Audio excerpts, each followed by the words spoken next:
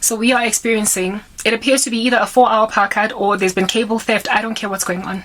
All I know is that I can't wait for there to be a restoration of power 24 hours a day to my general life like when I was a toddler because of the purchase of solar power. Thank God.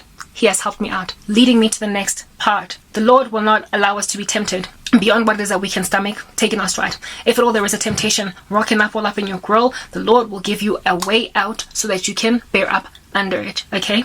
God knows just how much sorrow this podcast crisis has put me in and how people have literally capitalized on it. I am being monitored, surveilled by random fools who thoroughly imagine that their monitoring with their eye of Horus is scary to me. Understand that I am rather gazed upon very longingly and lovingly by a holy God that has got, I don't know, eyes all over his body, like the ones described in the book of Revelation with those angels that have got eyes everywhere. Yeah, no. So I don't care about your eye of Horus, okay? Because it's just one little eye. I don't care about it.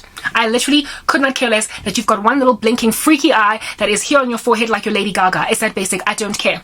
Because no matter how much you might monitor me to try and wreak havoc in my uncomfortable life, bottom line is there is rather one seated above whose eyes are more numerous than yours, and your funny little eye of Horus is going to one day be plucked out by him. So I'm not scared.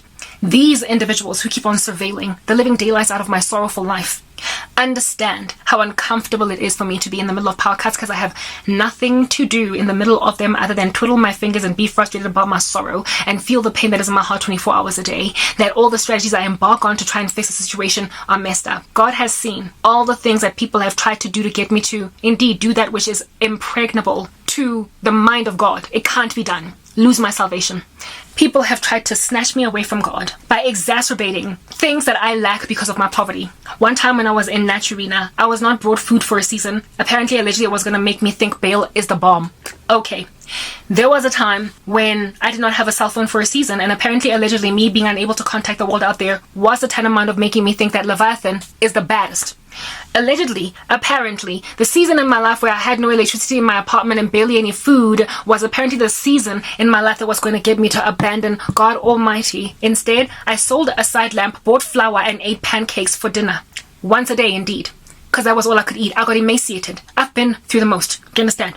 I have seen some flames. Never did I ever abandon God. He always gave me a way out. In my apartment, he showed me side lamps, plates, dishes, crockery, cutlery, whatever, vases, random things I could sell to buy flour so I could make my own bread instead of buy it at the store, or make my own edible instead of buy it at the store. He has always given me a way out. Do you understand? When I was in Naturina, there was a time when there was a 3-day power cut because of a power plant going on, like catching fire or something.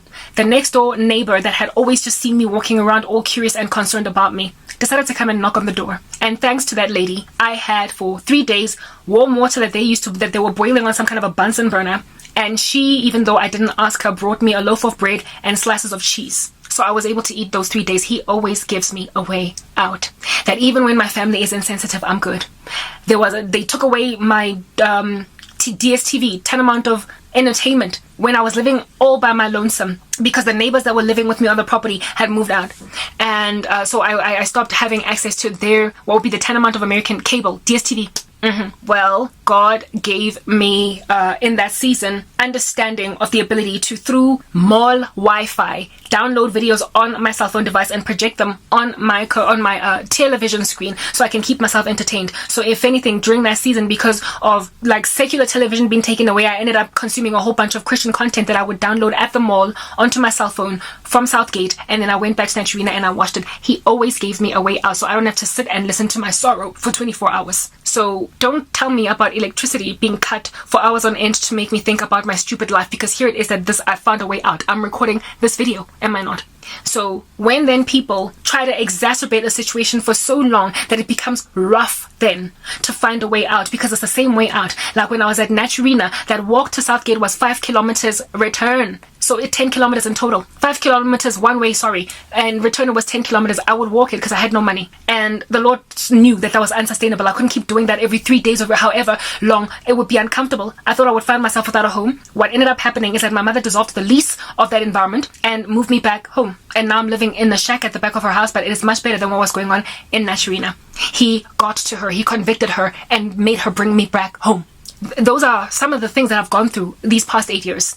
So even when I am surviving like Elijah, eating, drinking from the brook and being fed by the ravens twice a day in the wilderness, he knows that it is unsustainable for Elijah to stay in the wilderness and to keep on drinking from the brook. So he moves her over to the widow at Zarephath, and her flour and oil doesn't run out because of feeding a prophet of God. So when the going gets too tough and the tough gets going and I start to like bash my fist at Emmanuel and life is rough, he stops the situation dead in its tracks because it's unsustainable. I can't keep running indefinitely. That's what's good. I'm jogging. I've got endurance. I'm a marathoner. But even the most athletic marathoner can't just keep running indefinitely. They will be exasperated. They will faint. So just before I'm about to faint, God gives me an open door that is going to be reprieve. Well, we've been enduring these podcasts for a minute, and my mother made a decision last year to invest in solar panels. This is an endurance that I have been running. I've been jogging. And I am now exasperated and I'm bashing my fist at Emmanuel to a point where like I told you, I'm ambivalent, I'm complaining, I'm speaking to him like he ain't God. The Lord is not going to then let me abandon fort and think that he's just going to leave me jogging even though I'm getting exasperated despite being really super fit as a marathoner. He is going to give me the electricity that the country keeps taking away. So here it is that we have got this suffering saint with zero balance with zero in her bank account, at least of the money that she is making personally. And she is living in an environment with Wi-Fi, basically internet access. And now it's going to be, for what is this, a never-ending supply, a perpetual supply of electricity, making me among the most privileged human beings in my country. To have 24-hour power in South Africa in 2023 is a privilege. And I, despite abject poverty, am going to be one of the most privileged South Africans.